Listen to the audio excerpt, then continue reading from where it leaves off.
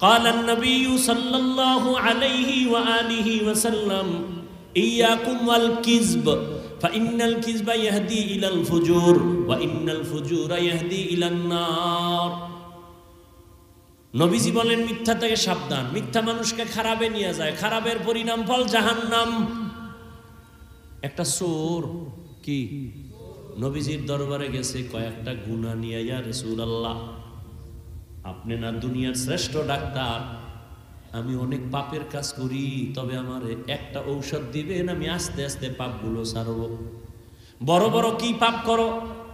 পাপী কয় ইয়া রাসূলুল্লাহ আমি এক নাম্বার পাপের কাজ করি, আমি মদ পান করি, মদ। দ্বিতীয় পাপের কাজ আমি মিথ্যা কথা বলি, আর একটা পাপের কাজ আমি চুরি করি, আর একটা পাপ আমি করি জেনা করি, জেনা। ইয়া রাসূলুল্লাহ সবগুলো বলবেন না, পারবো না, একটা একটা ছাড়ার কথা বলেন, একটা বলেন এটা সাইডে টেরে আইয়া আবার আর একটা ঔষধ দিব। রহমতের নবী তো সৃষ্টির শ্রেষ্ঠ ডাক্তার,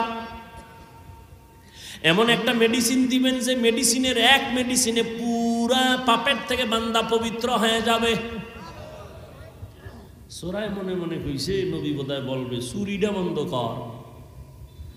রহমতের নবী বলেন এই আল্লাহর গোলাম আজকে থেকে ওয়াদা কর জীবনে মিথ্যা কথা বলবি না, আজকে ঔষধ তোরে একটা মিথ্যা বলবি না। এটা কোনো একটা কথা হইল, ভাবছিলাম অন্য কিছু বলবেন, এটা একটা সহজ ওয়াদা দিলাম, অঙ্গীকার, আর মিথ্যা। মনে মনে খুশি, নবী চুরি নিষেধ করে নাই, তো আজকের চুরিটা হবে বরকতের চুরি। বাসায় গিয়ে রাতের গভীর চিন্তা করলে এমন এক বড় লোকের বাড়ি যাব চুরি করতে, নবী জানে তারপরও নিষেধ করেন নাই। রাতের বেলা রওনা হইছে এক বড় লোকের বাড়ি, রাস্তার মাঝে গিয়া দাঁড়ায় গেল। আরে নবী জানে আমি চোর, তো বাড়িওয়ালায় যদি নবীরে বিচার দেয় আমার বাড়ি ডাকাতি হয়েছে, চুরি হয়েছে, নবী তো জানে আমি চোর, আবার ডাকবে দিগায়, তো ওয়াদা তো দিছি মিথ্যা কথা, তা আমার তো বলতেই হবে যে হ্যাঁ আমি চুরি করছি। না, রহমতের নবীর সামনে দ্বিতীয়বার আমি চোর হইয়া দাঁড়াতে চাই না, চুরি বাদ। বাসায় চলে গেল, কপালটা খারাপ, চুরি করতে পারলাম না, তুমি মদ খাই, ব্রেনটা একটু ঠান্ডা করি। মদের বোতল নিয়ে যখন মুখে দিবে হঠাৎ ওই চিন্তায় আবার পড়ে গেল। রহমতের নবী যদি জিগায় কয় বোতল পান করেছো, আমি রহমতের নবীর সামনে মদদি হইয়া আর দাঁড়াতে চাই না, বোতলও বাদ। এই চিন্তায় জিনাও বাদ দিয়া পুরা বান্দা আল্লাহর রাসূলের আশিক, আল্লাহর প্রিয় মুমিন হয়ে গেছেন। মিথ্যা বড় মারাত্মক একটা অপরাধ। আল কিযবু ইহলিক, মিথ্যা মানুষকে চূড়ান্তভাবে ধ্বংস করে দেয়। আল্লাহ মিথ্যা থেকে আমাদেরকে হেফাজত করেন। গালি দেওয়া নেক আমল না বদ আমল? বুঝার জন্য দলিল লাগবে? এটা সবাই বুঝে, গালি দেওয়া ভালো না। দুনিয়ার কেউ গালি পছন্দ করে না। এই যে খারাপ কাজ বা বদ আমল, দুই প্রকার বদ আমলের এটা প্রথম প্রকার ফাহশা, আর একটা বদ আমল আছে মুনকার, যেটা বুঝতে হলে বিবেক হবে না, দলিল লাগবে। যেমন বলেন তো আপনারা সিজদা করা এটা কি ভালো না খারাপ? বলেন, নেক আমল না বদ আমল? নেক আমল। কিন্তু এই সিজদা যদি কেউ পীর সাহেবের পায়ে দেয়, বলেন, কবরে দেয়, মাজারে দেয়, বটগাছে দেয়, নেত্রীরে দেয়, নেতারে দেয়, আপনার খবর আসেনি? অনেক নেত্রীরে ভক্তবৃন্দ টাকা পাওয়ার জন্য, এমপির আসন পাওয়ার জন্য সেজদা দেয়। এখন যে এই সেজদা দিবে আল্লাহর, এইটা যদি আরেকজনের দেয়, নেক আমল না বদ আমল? খুব খেয়াল করে জবাব দিয়েন। আচ্ছা, যারা দেয় এরকম মানুষ এ দেশে নাই? আছে? আচ্ছা, এরা যে দেয় এরা কি বদ আমল বা গুনাহ মনে করে দেয় না সওয়াব মনে করে দেয়? মানে আপনি কি আর ধমক দিবেন, এই বেটা শিরিক বন্ধ কর, শিরিক? ও আপনারে ধমক দিয়ে বলবে চুপ, কিসের শিরিক? দলিল দে, কি দে না? আমার মতো ভাঙ্গাসুরা আলেম বলবে দলিল হইল আল্লাহ ছাড়া ইবাদতের সেজদা আর কাউকে দেওয়া যাবে না। তোর দলিল শেষ নি কহা, এবার আমারটা শুন। কি আমরা যে পীর সাহেবের সেজদা দেই এটা ইবাদত হিসাবে দেই না তো, এটা সম্মানের জন্য দেই। আরে নাউজুবিল্লাহ পরে এখন আগে বুঝেন, ও দলিল একটা দিছে না। এখন আমি কইলাম তুমি যে বললা ইবাদতের সেজদা আরে দাও না, সম্মানের দাও, ইবাদতের না কি সম্মানের জন্য, তা দলিল দাও। দলিল নেই, এক দলিল কোরআন শরীফ থেকে টাটকা দলিল। কি? আল্লাহ পাকের সামনে ফেরেশতারা আদমরে সেজদা করেছে সম্মানের। এটা হাসানা মিসা? টাটকা দলিল। কারণ নিবি দে। 2 নাম্বার দলিল নে, ইন্নী রাআইতু আহাদা আশারা কাওকাবান ওয়াশ শামসা ওয়াল কামার রাআইতুহুম লি সাজিদিন। ইউসুফ নবীরে মিশরে যাইয়া তার মা, তার বাবা, তার ভাইয়েরা গিয়া সেজদা করেছিল সম্মানের সেজদা। আছে না কোরআনে? টাটকা 2টা দলিল দিছে। আমি ভাঙ্গা মৌলবী বোল্ড হয়ে গেছি। এখন এখানে আরো আধ্যাত্মিক পাওয়ার ওয়ালা মাওলানা লাগবে। বিবেক দিয়া সমাধান হবে না। একে দলিলের মাধ্যমে, যৌক্তিক দলিল, আকলি দলিল, নকলি দলিল, এবার ওরে কানে ধইরা বলা হবে তুই যে টাটকা 2টা দলিল দিলি, আদম নবীরে সেজদা করেছে ফেরেশতারা তাজিমান সম্মানের, ইউসুফ নবীরে সেজদা করেছে সম্মানের, তুই কোন নবীর উম্মত, আদমের না ইউসুফের? এবার কি জবাব দিব? ও কি বলবে আমি কোন নবীর উম্মত? ও কি বলবে? মুহাম্মদের উম্মত। ঠাস করে গালের উপরে একটা চর দিয়ে কইবেন কানে ধর, কানে ধইরা তওবা কর। মুহাম্মদের ইসলাম আর শরীয়তের মধ্যে ইবাদত আর সম্মান নাই। যে কোনো সিজদা আল্লাহ ছাড়া অন্যকে দেওয়া হারাম। এবার আকলি কিছু দলিল দিয়া এবার দরকার। কানে ধরছুনি? কয় দর্শিকা হবে না, জুতার বাড়ি দিতে হবে। কেন? কয় তোর নবী মুহাম্মদ নি। কয় হ্যাঁ।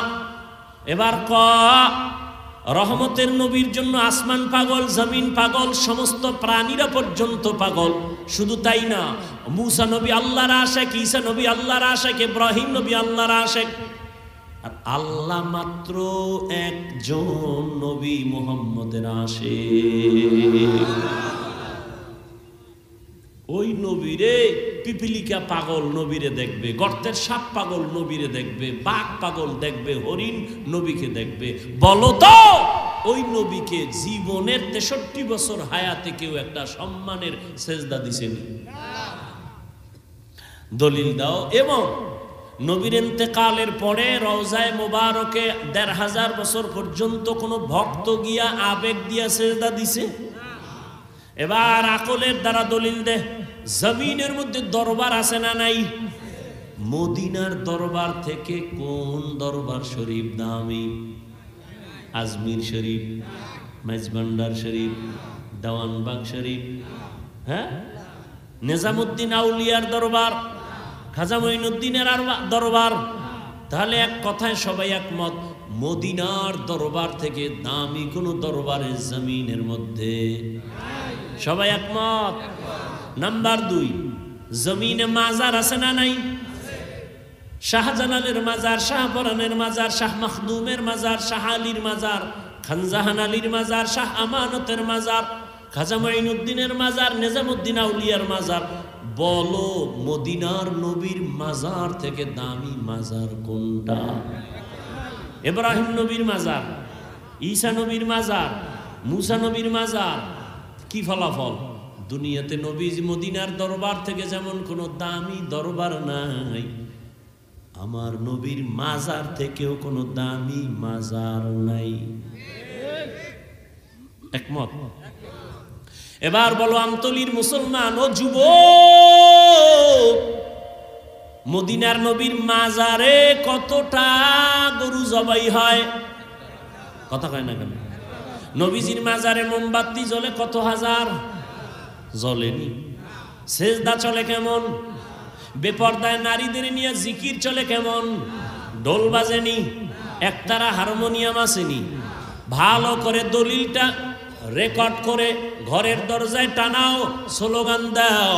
সোজা কথা আমাদের ইমানি দাবি, মদিনার নবীর শ্রেষ্ঠ দরবার, নবীর মদিনার দরবার শ্রেষ্ঠ মাজার, নবীজির মাজার। ওই দরবারে আর ওই মাজারে যা চলে না, দুনিয়ার কোন দরবারে আর মাজারেও তা চলতে দেওয়া হবে না। আর কোন দলিল লাগবে?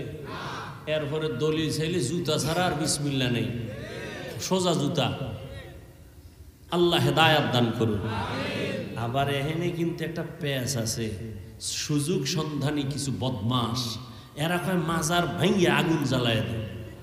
চুলের মধ্যে উকুন হইছে, উকুন হয়নি। এখন উকুন হইলে কি করবেন? সিদ্ধান্ত যে কল্লাটা কেটে দাও। হ্যাঁ, তো চুলে আগুন লাগাও। কি নিয়ম? কি যে চুলের ভিতরে উকুন, ওই চুল থেকে উকুনের ঔষধ দিয়া সরাও, এটা না? তাহলে মাজারে শাহজালাল কি ভণ্ড? আল্লাহওয়ালা, সব আল্লাহর ওয়ালা। সেখানে যদি সেজদা হয়, ওই সেজদা বন্ধ করো। ঢোল হয়, গান হয়, বন্ধ করো। মাদ্রাসা বানাও, মসজিদ বানাও, সেজদা চলবে আল্লাহর জন্য, জিকির চলবে, তেলাওয়াত চলবে, মাজার থাকবে আল্লাহওয়ালার মাজার, জিয়ারত চলবে, জিকির চলবে, কিন্তু কোনো ভণ্ডামি চলতে দেয়া হবে না। আল্লাহ বুঝার তৌফিক দান করে। আমল, মানুষ এমনি আমল করতে চায় না, এর উপরে আবার ঘি ঢেলে বলে এত আমল লাগে না। এমনি তো নাচনেওয়ালা বুড়ি আরো যদি পায়। মানুষ এমনি আমল করতে চায় না, আর একটু এলাকায় বেশি আমল লাগে না। আমল বড় দামি একটা সম্পদ। জান্নাতীরা জান্নাতে ঢুকার পরে কোনো মনে দুঃখ থাকবে না। একটা আফসুস, আফসুস করে বলবে, আল্লাহ যদি আর একবার দুনিয়ায় পাঠাইতেন, আবার গিয়া একটু আমল করে আসতাম, জান্নাতের উঁচু জায়গায় চলে যাইতাম। আমল সে জিंदगी बनती है, जन्नत भी जहन्नम भी। আমল से जिंदगी बनती है, जन्नत भी जहन्नम भी। ये खाक अपने फितरत में न नूरी है न नारी। इखलास की अमाल ये जन्नत की हमरा। परहेज के मकासद है जो तक़वा से हासिल मांग। परहेज के मकासद है जो तक़वा से हासिल मांग। बगैर जो अमाल हो इखलास व तक़वा। बर्बाद तेरे जिंदगी ऐ होशे नज़रमंद। बर्बाद तेरे जिंदगी ऐ होशे नज़रमंद। খারাপ লাগতেছে আপনাদের? উঠা বসা করলে আস্তে মোনাজাতটা দিয়ে দৌড়, আর এক বছরে খুঁজে পাইবেন না। নিজের কপালটাও ফুইরেন না, অন্যের কপালেও আগুন দিয়েন না। কিছু কপাল পরা আছে সিঙ্গেল না ডবল। কি নিজেও বয়ান শুনে না, অন্যেরও শুনতে দেয় না। সিঙ্গেল কপাল পরা না ডবল? নিজেও দাড়ি রাখে না, অন্যের দাড়ি পছন্দ করে না। সিঙ্গেল না ডবল? নিজেও নামাজ পড়ে না, অন্যের নামাজ পছন্দ করে না। সিঙ্গেল না ডবল? এর শাস্তিও ডবল। আল্লাহ এই কপাল পরাদের থেকে আমাদেরকে হেফাজত করেন এবং তাদেরকে হেদায়াত দান করেন।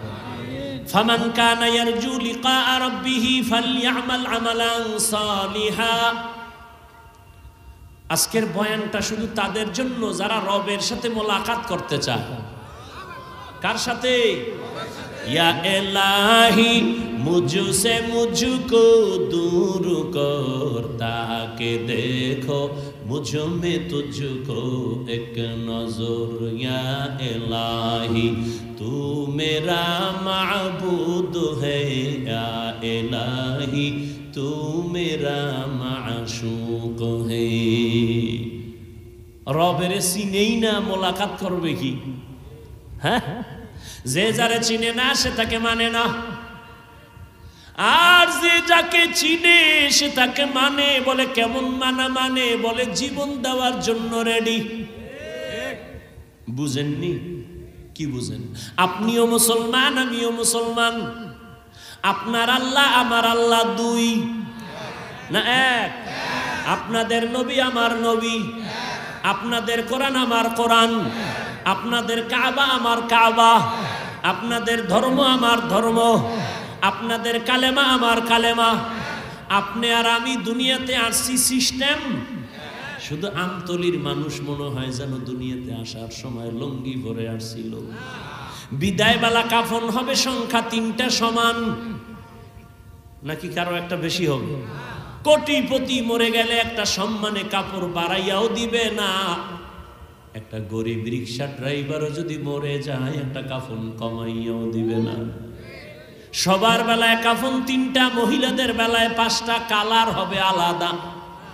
আমগো হুজুরগো কাফনের কালার একরকম, অন্যদের কালার আর এক রকম। সব এক। কি কালার? আহা, কালারও কিন্তু এক। কাফনের উপরে লেখা থাকবে মরে বড় হুজুরের লাশ লেখা থাকবে, এই লাশটা চেয়ারম্যানের লেখা থাকবে। আজকে আমি বক্তা নিয়ে কত ভাব, তোমার ভেতরে টাকার ভাব, ক্ষমতার ভাব, যতই ভাব দেখাই না কেন, যেদিন সাদা কাফনে ঢুকবেন ওই দিন সবার বাহাদুরি শেষ হয়ে যাবে। কে ধনী কে গরিব, কে আলেম কে মূর্খ, কে ইমাম কে মুক্তাদি, কে ডাক্তার কে রুগী, কে ধনী কে গরিব, সবার লাশ একাকার এক কাফনে পড়ে আছে। কে কোনটা বুঝার উপায় নাই। মালিকের লাশ, গোলামের লাশ একাকার। যেই কবরটা আমাদের রাখবে ওই কবরের সাইজও হবে এক, নাকি এই এলাকার কবর এক হাত বড়? কবরে রাইখা সবাই যখন চলে যাবে প্রশ্ন করা হবে 3টা সবার বেলায় না? হুজুরগো প্রশ্ন আলাদা। সবার বেলায় 3 প্রশ্ন। এক, রবের পরিচয় দাও, ধর্মের পরিচয় দাও, রাহমাতুল লিল আলামিনের পরিচয় দাও। এই 3টা প্রশ্নের জবাব যারা দিতে পারবে, নবী বলেন তাদের কবর হবে রওজাতুম মির রিয়াজিল জান্নাহ। আর যারা জবাব দিতে পারবে না তাদের কবর হবে হুফরাতুম মিন হুফারিন নার। ও ভাই, আপনার আমার আল্লাহ এক, নবী এক, কোরআন এক, কাবা এক, ধর্ম এক, কালেমা এক, আসি এক, কাফন এক, সংখ্যা এক, কবর এক, প্রশ্ন এক। অথচ আপনার মধ্যে এত ডিভাইডেড কেন? আমি টুপি মাথার থেকে খুলতে চাই না, লজ্জা। তুমি টুপি মাথায় দিতে চাও না, লজ্জা। আমি দাড়ি কাটতে লজ্জা পাই, তুমি দাড়ি রাখতে লজ্জা পাও। তুমি কত ভিআইপি মুসলমান। আমি মসজিদে না ঢুকলে লজ্জা পাই, তুমি মসজিদে ঢুকতে গিয়া লজ্জা পাও। আমি পর্দা না করলে লজ্জা পাই, তুমি পর্দা করতে গেলে লজ্জা পাও। অথচ তুমি মুসলমান। বিষয় কি? আমার জীবন গেল, আমি দাড়ি কাটবো না। অথচ তোমার পায়ে ধরে ধরে ধরে ধরে তাবলিগলারা বুঝায়, পীর মাশায়েখরা বুঝায়, বক্তারা বুঝায়, জুমার দিন ইমামরা বুঝায়, এরপরেও দাড়ি রাখতে চাও না। কারণটা কি? আর আমি যে দাড়ি কাটতে চাই না, কারণ রবের পরিচয় এখনো তোমার মধ্যে আসে নাই।